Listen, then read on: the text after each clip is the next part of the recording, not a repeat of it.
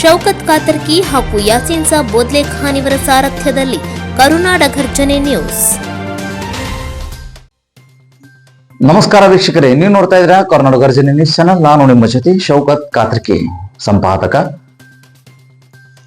ಒಂದು ಮತಕ್ಷೇತ್ರದಲ್ಲಿರುವಂತ ಶಾಸಕರು, ಅದು ನಮ್ಮ ಗದಗ ಜಿಲ್ಲೆಯ ಮತ್ತು ನಮ್ಮ ಶಿರಟ್ಟಿ ತಾಲೂಕಿನ ಶಾಸಕರು ಯಾರಪ್ಪ ಅಂದ್ರೆ ಅದು ಡಾಕ್ಟರ್ ಚಂದ್ರು ಲಮಾಣಿ ಅವರು ನಮ್ಮ ಶಿರಟ್ಟಿ ಮತಕ್ಷೇತ್ರದಿಂದ ಮೊದಲ ಬಾರಿಗೆ ಸ್ಪರ್ಧೆ ಮಾಡಿ ಆಯ್ಕೆಯಾಗಿದ್ದಾರೆ ನಮ್ಮ ವಿಧಾನಸಭಾ ಮತಕ್ಷೇತ್ರಕ್ಕೆ.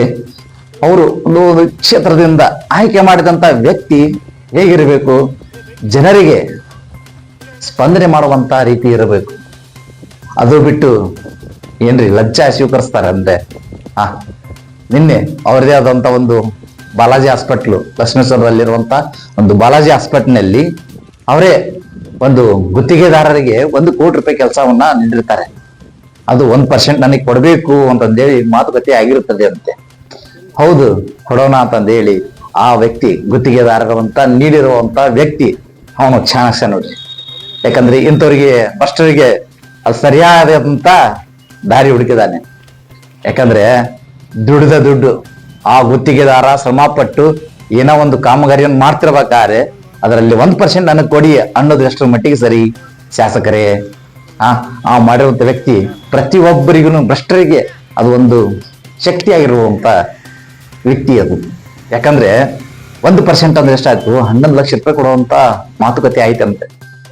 ಮಾತುಕತೆ ಆದಂತ ಸಂದರ್ಭದಲ್ಲಿ ಆಯ್ತು ಕೊಡೋಣ ಅಂತಂದೇಳಿ ಆ ಗುತ್ತಿಗೆದಾರ ನಿನ್ನೆ 11 ಲಕ್ಷದಲ್ಲಿ 5 ಲಕ್ಷ ರೂಪಾಯಿ ನಾನು ಕೊಡ್ತೀನಿ ಬನ್ರಿ ಅಂತ ಕರೆದಾಗ, ಇಲ್ಲ ನೀವೇ ಬನ್ನಿ, ಇಲ್ಲಿ ನಮ್ಮ ಆಸ್ಪತ್ರೆಯಲ್ಲಿ ಬಾಲಾಜಿ ಆಸ್ಪತ್ರೆ ಇದೆ ನಮ್ದು, ಅಲ್ಲಿ ಬನ್ನಿ ಅಂತ ಕರೆದು ಆಯ್ತಾಗಾದ್ರೆ ಮುಂಚೆ ಪ್ಲಾನ್ ಮಾಡ್ಕೊಂಡು ಆ ಗುತ್ತಿಗೆದಾರ ಹೋಗಿ 5 ಲಕ್ಷ ರೂಪಾಯಿ ನೀಡುವಾಗ ಲೋಕಾಯುಕ್ತಗೆ ಬಲಿಗೆ ಬಿದ್ದಿದ್ದಾರೆ ಈ ಚಂದ್ರು ಲಮಾಣಿ. ಯಾಕೆ ಬೇಕ್ರಿ? ಸಮಾಜ ಸೇವೆ ಅಂತ ಮಾಡ್ರಿ ಅಂತ ಕಳಿಸಿದಾಗ ಸಮಾಜ ಸೇವೆ ಬಿಟ್ಟು ಇಂಥ ಭ್ರಷ್ಟ ದಾರಿ ಹಿಡಿತೀರಿ. ಸಮಾಜ ನಿಮಗ ಎದಕ್ಕೆ ಕಳಿಸಿದ್ದು? ಜನರಿಗೆ ಒಳ್ಳೇದಾಗ್ಲಿ ಅಂತಂದೇಳಿ ನಿಮಗೆ ಗೆಲ್ಲಿಸಿ ನಮ್ಮ ಶಿರಟ್ಟಿ ಆಗಿರ್ಬೋದು, ಮುಂಡ್ರಿ ಆಗಿರ್ಬೋದು, ಲಕ್ಷ್ಮೇಶ್ವರ ಪಟ್ಟಣ ಆಗಿರ್ಬೋದು, ಒಂದು ಒಳ್ಳೇದು ಉದ್ಧಾರಣ ಆಗ್ಲಿ ಅಂತಂದೇಳಿ ಕಾಮಗಾರಿ ಹತ್ಕೊಂಡು ಇನ್ನೊಂದು ಬರುವಾಗ ಸರ್ಕಾರದಿಂದ ಆ ಸರ್ಕಾರದಲ್ಲಿ ಆ ಗುತ್ತಿಗೆದಾರ ಕಡೆಯಿಂದ ನೀವು ಕಮಿಷನ್ ಕೇಳ್ತೀರಿ ಅಂತಂದ್ರೆ ಎಷ್ಟರ ಮಟ್ಟಿ ಸರಿ? ಎಲ್ಲಿ ಬಂತ್ರಿ ಇದು? ಕರೆ ಸರಿಯಾಗಿ ಮಾಡಿದ್ದಾನೆ ಆ ವ್ಯಕ್ತಿ. ನೋಡ್ರಿ, ಚಂದ್ರು ಲಮಾಣಿ ಅವರೇ, ಫಸ್ಟ್ ಮೊದಲ ಬಾರಿಗೆ ನೀವು ಆಯ್ಕೆ ಆಗಿದ್ರಿ. ಇನ್ನು ಬಹಳ ದಿನ ಇತ್ತು ನಿಮ್ದು ಅವಧಿ.